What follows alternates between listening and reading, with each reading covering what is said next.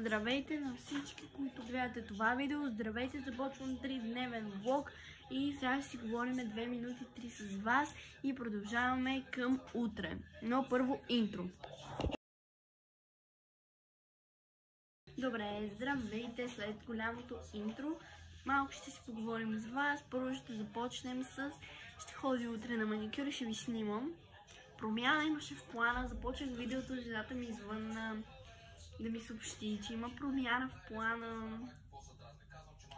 В 1:30 ще ме вземе, но това не е проблем. Първият час беше 12:30, сега 1:30. Никакви проблеми. София ден и нощ говори, защото аз го обожавам. На епизод 339 съм. Чувате ги. Извинявам се, обаче просто аз ги обожавам. Това е най-любимото ми нещо, което гледам в момента, защото всичките ми турски сериали са тъпи. Защото най-смотаният сериал, който можаха да пуснат, е Его. Защо ми спряха филма? Защото са тъпи. Прочетох книга, прочетох я цялата, спомням. Така, исках да ви кажа, но баба ме прекъсна. Прочетох книгата, спомени с вкус. И да, но за нея всичкото окей. Но Изи реши, че първо преди Изи имам автограф. Ревах. И реших да направя един такъв книгоразделител, защото аз нямам, не чета книги. И започнах да чета книги от нищо, благодарение на една учителка по български. Аз не четех книги. Както ден, това е по друга тема. И нямам книгоразделители и искам малко по-фенси книгоразделител и реших да рисувам от тази книга пицата, кафето и лалетата. И да напиша тук спомени с вкус отгоре и сиела. И Изи реши да го изпапка, защото е заек или ми плъх.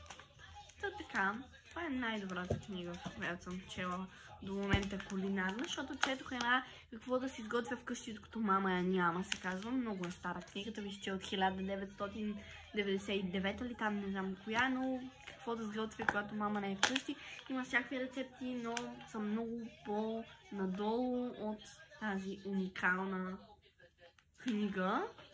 Ако някой иска да си купи, заслужава си. Удряме последните дни на дизайнерство. Много тъмнели направих за нови видеа.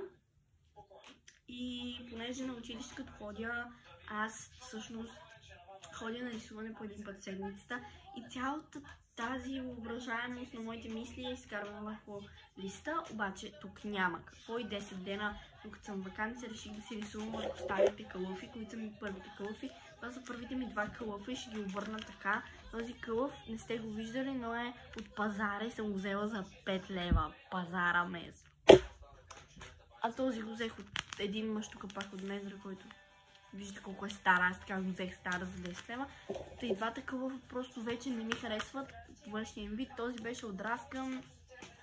Един друг много смотан човек имаше такъв. А пък този нека си много смотан. Сега съм с много хубав кълъф, който вие... Вие не можете да видите, вие това сте вие. Вие не можете да видите какъв ми е кълъф, но да. Този го бъдисах си и му лепнах някакви барамбазуци. Този го бъдисах в зелено и му сложих златно и пак някакви барамбазуци. Не знам колко много смотани, ама поне драскам нещо. И да, това е. Изправих си косата, защото утре ще ходя на маникюр да съм подобна. Не, че някой ще ме гледа. Но просто най-любимото нещо. Най-любимото.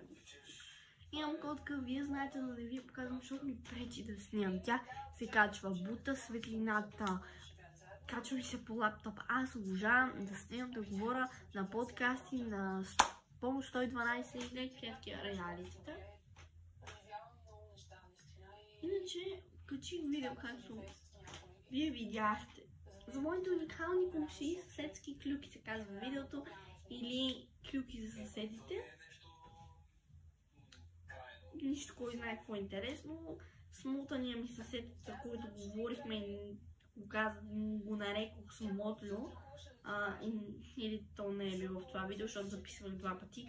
И може би в първия път съм казала, че го кръстявам смотлю. смотлю си е. Смотлю, учим кучето как се кимти преди малко, а пък комшите ми наскоро излезнаха. И така и не съм ги чула. Явно са някъде... Не знам откъде са, може да са от някое село и да са си на селото. Откъде да ги знам? Ромите не ги знам къде са. Пък София ден и нощ си приказва. Останаха 5 минути и мисля да ви казвам чао и да ви спратя направо утре преди маникюра. Така, тръгвам за маникюр, но просто не говоря. В момента обработвам и да, се включвам. Ето ми го аутфита, цак, цак, тръгваме. Така, отивам към маникюриста.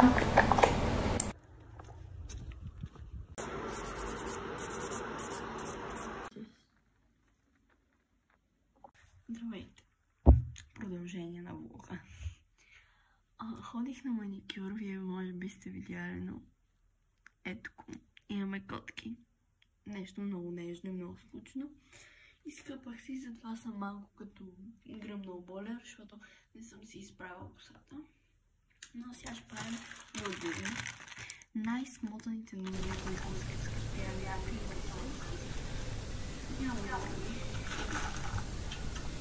Тук отивам на училище, но просто не говоря.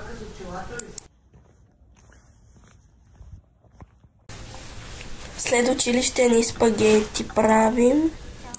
Здравейте на всички, които сте цъкнали на моето видео. Това е продължението даже на 3-дневния влог. Да, сега сме 26 януари. Да, точно така. Продължавам влога след около доста време, защото просто нямам време да обработвам, да снимам, да довършвам клипове и ме мързи.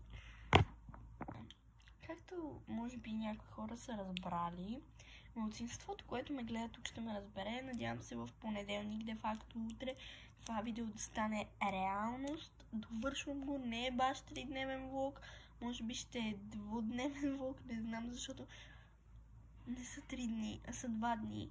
Болна съм с температура, болки в гърлото и страхотна хрена. Ние влезнахме в онлайн и в момента се опитвам да си възвърна стария профил 2019. 2019 аз съм била бебе, детенце.